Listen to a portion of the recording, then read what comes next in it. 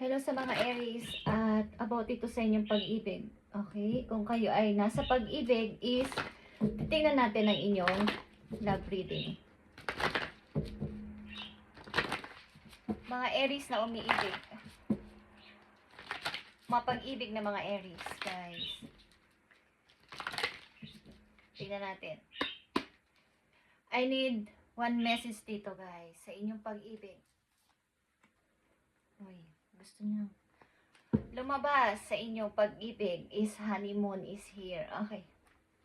And titingnan natin to, guys. Ang about sa inyong pag-ibig sa mga Aries.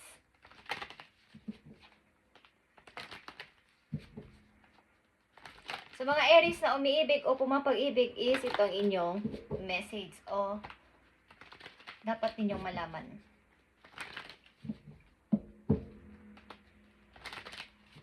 April 15, 2026 sa mga Aries. Okay, tingnan natin to, guys. I need 2 messages dito sa inyong mga messages.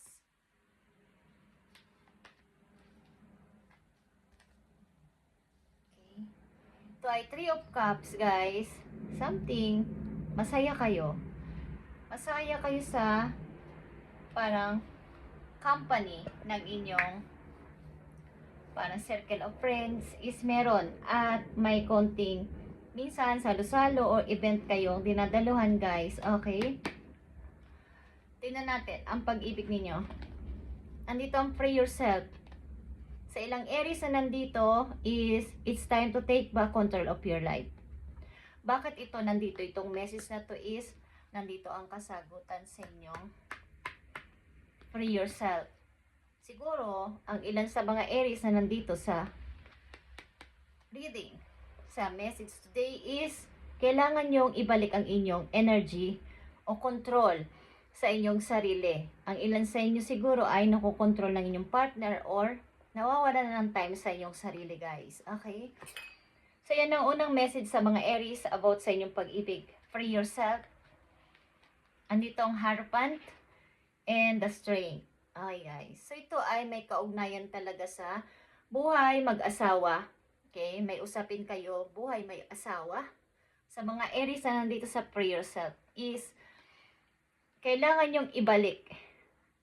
Ito yung time, take back control of your life. Katulad ng Strength. Okay? Is alamin mo sa sarili mo at isipin mo na ikaw ay mayroong sariling power, inner power. Okay? Na kailangan mong huwag magpakontrol sa tao na to, sa iyong kinakasama, asawa, but ito ay usaping pamilya, okay? Maybe kayo ay kasal. May usapin kayo sa pamilya, may kinalaman to sa pamilya, okay? Titingnan natin to, guys. At sa ilang Aries, this could be the one. Sa ilang Aries na nandito is, you've already met the romantic partner you seek. So, sa ilang Aries na nandito, na-meet nyo na o andyan na ang inyong partner na hinahanap. Ito ay romantic. Romantiko na pag-ibig. Maring kayo ay nililigawan pa or mayroon kayong gustong tao. Ano man ang inyong kasarian, Aries is, meron na. Na-meet nyo na. Nandyan na. Nandyan na sa inyong tabi o nandyan na sa inyong feeling. Okay? At ang tao na to ay romantiko. Romantika. Sweet. Palaging nakahawak sa inyong kamay. Lagi kayong inaalalayan. Okay? Kung kayo ay babae. Lagi siyang nandyan, nakasupport. Tingnan natin to, guys. 3 of Swords and the 4 of Coins. So, kaya ganito, itong tao na to ay maaaring babago pa lang na dumating sa inyong buhay. Guys, galing kayo sa pagka-broken heart. At nagsisimula pa lang kayong buuin ulit ang inyong sarili. Nagsisimula pa lang kayong bumangon, mag-move on, at ang tao na to ay maaaring kayo ay sinusuyo. Okay? Nandyan na siya, kilala nyo ang person na to, Aries. Nandyan na siya sa inyong tabi or nakipagkilala na siya sa inyo. Maaaring kayo ay galing sa pagka-broken heart at pinipilit nyong bumangon ulit at makamove on. Ilan sa inyong Aries na nandito sa this could be the one ay nasa ibang lugar. Wala sa inyong sariling bansa, I mean. Okay? At paunti-unti nakaka-move on kayo o nag-move on after nitong broken sa inyong heart. Okay, tingnan natin tong pray yourself sa mga Aries. Para to sa mga Aries, nabibigyan ng message today, April 15, 2026. Pray yourself. At saka, this could be the one. Para sa mga Aries. Thank you, Spirit. Andito ang unconditional love. Maring ilan sa inyo is merong unconditional love na sinasabi. Yung kahit ano pang mangyari, kahit ano pang naging sitwasyon o maging sitwasyon, andyan yung pag-intindi, pang-unawa sa karelasyon ninyo. Wala kayong sinasabi, wala kayong, kumbaga malakas ang inyong pasensya, mahaba. Okay? Free yourself is here. Again and again, Aries, andito na naman ang free yourself. Nagpapatunay ito na kayo ay manumbalik sa inyong energy o control sa inyong sarili. You don't need to be controlled of everything for love relationship to be successful. Kung alam ninyong kayo ay masyado na ditong na di-drain, nasusuffocate sa relasyon na to, kinakasama nyo man to, asawa na or boyfriend, girlfriend nyo pa lang, is gawin nyo to ng mas madali. Okay? Kasi kayo ang kawawa. Okay guys? Nawawala na kayo ng confidence sa inyong sariling kakayanan. Hindi nyo alam na mayroon kayong own power, inner power na kaya ninyo kahit wala siya. Kasi kayo ay masyado na niyang, hindi ko alam kung kayo kinokontrol, minamanipulate or any na mga unhealthy. Okay? Is, andito ang dalawang message sa'yo na free yourself. Hindi mo kailangan sabihin o ipakita sa iba na successful ako sa pag-ibig. Pero sa kaloob-looban mo, sa heart mo, is hindi ka nabuo. Wasak na wasak ka na ang puso mo. Okay? So, pag-isipan nyo to guys. Hindi ko sinasabing hiwalayan nyo or what. Is nasa sa inyo pa ang desisyon. Kaya nyo to nakikita at nababasa, nakikita, naririnig. Is, kung ganito ang inyong sitwasyon, is pag-isipan yung mabuti ang nangyayari sa inyong buhay at para magkaroon ng liwanag, magkaroon ng alam nyo pang may pag-asa habang kayo nandito sa mundo. Marami pa kayong magagawa kaysa dito sa toxic at unhealthy relationship na to. Is, marami ng ganyan guys, hindi lang kayo nag-iisa. So, kailangan makita nyo sa sarili nyo ang inyong kahalagahan dito sa mundo. Kahit naman, nung ipinanganak tayong lahat, tayo ay mag-isa. Hindi natin sila kasama. Ang mga tao na nagpapahirap sa atin. Okay? Nagpapahirap sa inyo, sa atin.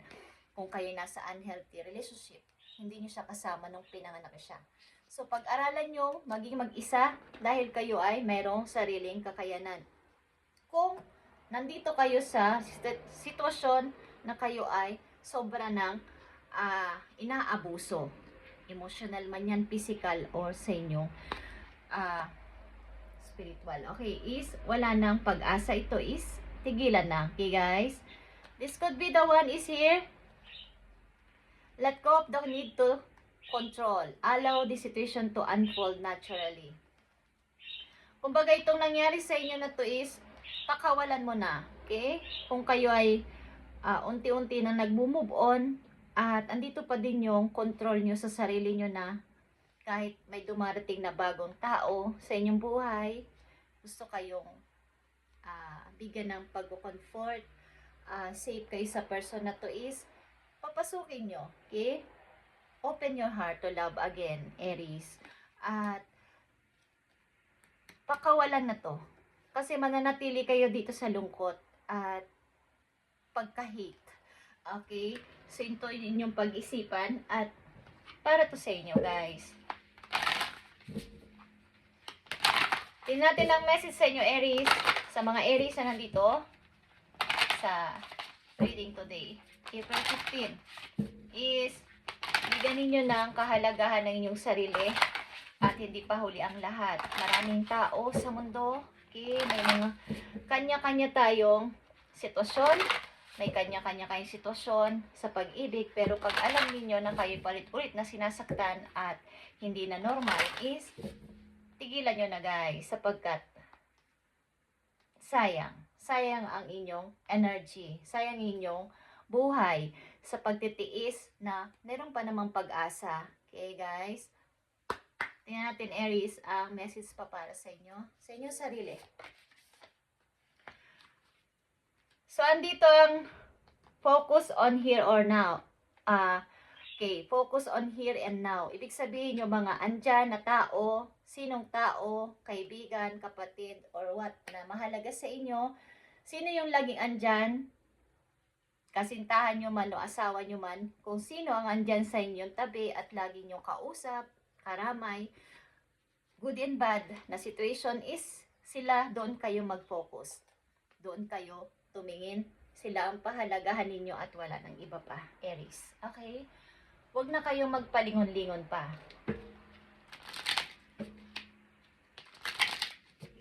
Pag may kausap kayong ibang tao is, ang pag-usapan nyo yung present papunta sa future.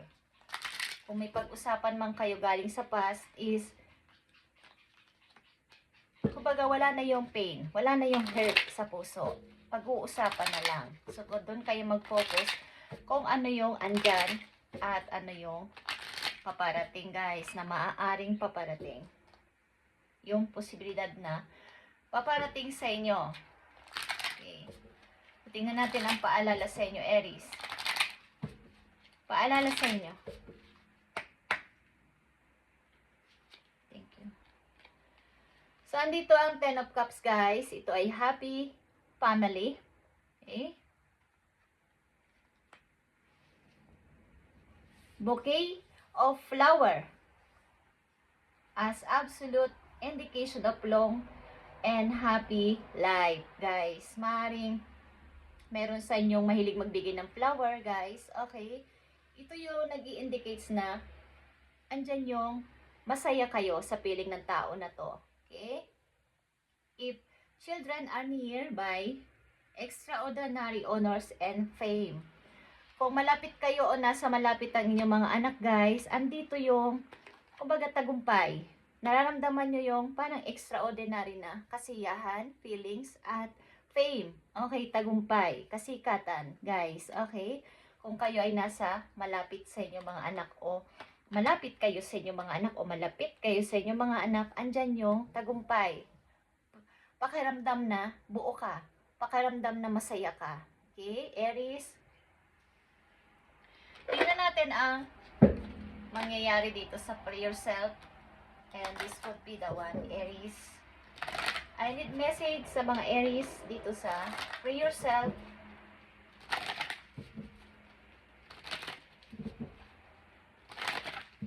Ipakita mo na kaya mo, Aries, at huwag kang magpakontrol sa inyong mga karelasyon.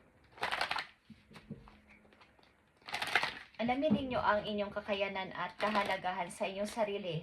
Respect yourself, okay? And love yourself.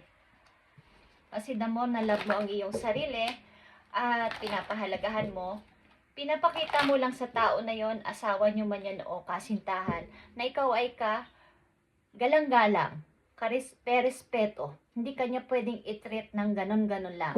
Okay? Yan ang tandaan dapat ng mga nagmamahal, guys. Give and take. Respeto sa isa't isa. Okay.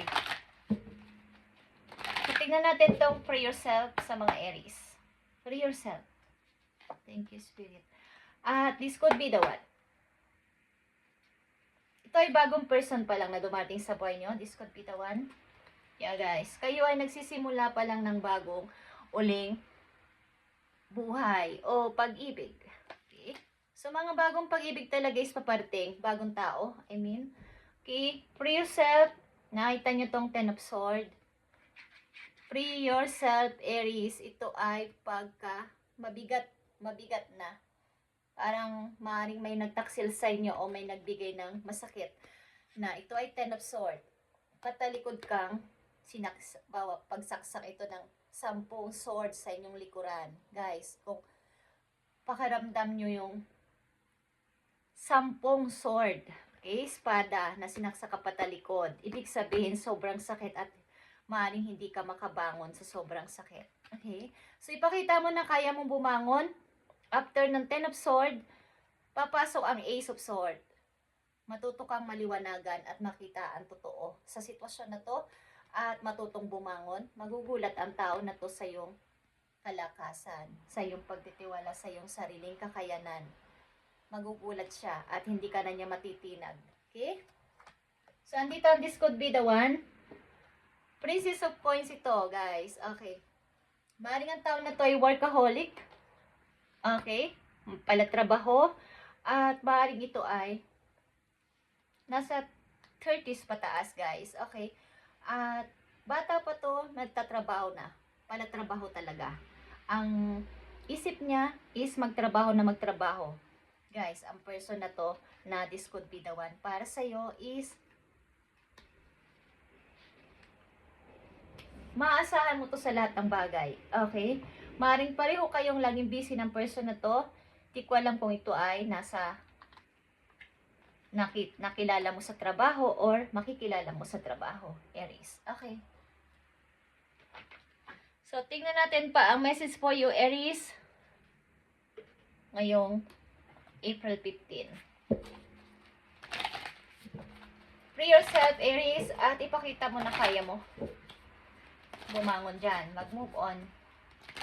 Kung ito ay after nitong free yourself, sa pagka-broke ng iyong puso is makakatagpo o nakatagpo ka na ng bagong pag-ibig dito. At energy to ng Capricorn, guys. Taurus, dito. Okay. Ibig ko sabihin, ang person na to ay nakafocus sa work, career, or talagang napaka-loyal, grounded ang person na to. Okay? Tingnan natin ang message sa'yo, Aries. So, grace and gratitude is here. Ibig sabihin, through gratitude, joy, expand. Kung saan man kayo lugar na mapadpad, lupalop na mapadpad na place, city or country or what is, ipalaganap ninyo ang kabaitan, kabutihan ng puso sa iba at bawa ipakita nyo kayo laging masaya. Okay, ilan sa inyo ay nasa lugar na nagsusuot ng mga kimono, okay, at may mga cherry blossoms. Okay, guys. Grace and gratitude. Ipalaganap nyo ang pagiging isang mabuting tao sa lahat ng inyong makikilala o mamimit sa place na yon na inyong pupuntahan o mapupuntahan, guys. Okay? At bago tayo magtapos, Aries, is dalawang mahalagang message dito na maaaring paparating simula sa araw na to sa inyo. April 15, 2026. Paparating na message sa mga Aries na dapat ninyo tandaan o obserbahan, guys.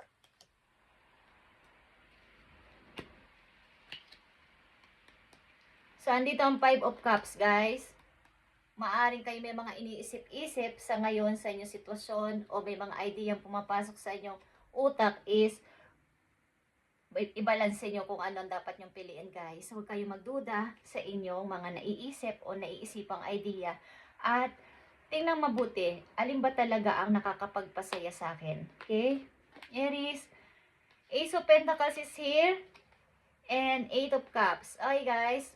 Ito ay pagdating ng mga opportunity, mga bagong opportunity sa inyong buhay, Ace of Pentacles, mga pagkakakitaan, kasaganaan sa money, at pag-iwas sa mga taong hindi naaayon sa iyong gusto. Kumbaga, pagtalikod sa mga taong nagbigay sa iyo ng, yung baga, pinagkatiwalaan mo sila at pinahalagahan, pero andun yung, ikaw lang yung nagbibigay ng oras. Ikaw lang yung nagbibigay ng effort. Ikaw lang yung nagbibigay lahat. Sila yung take ng take, ikaw yung give ng give. So, andito yung pagtalikod sa kanila. Okay, guys?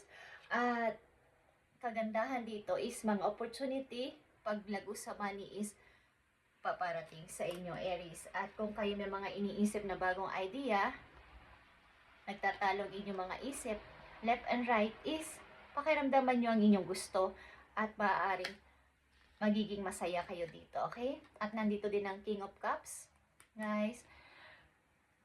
Knight of Cups, ibig sabihin, may mga plano kayo sa buhay na gusto ninyo pang gawin. Okay, kahit na kung ano man ang edad niyo sa ngayon is may mga plano pa kayong magpapasaya sa inyong puso. Okay, at kumbaga, makakahalubilo pa ng maraming pang tao na mga bago sa inyong paligid. Okay, Aries, thank you and God bless.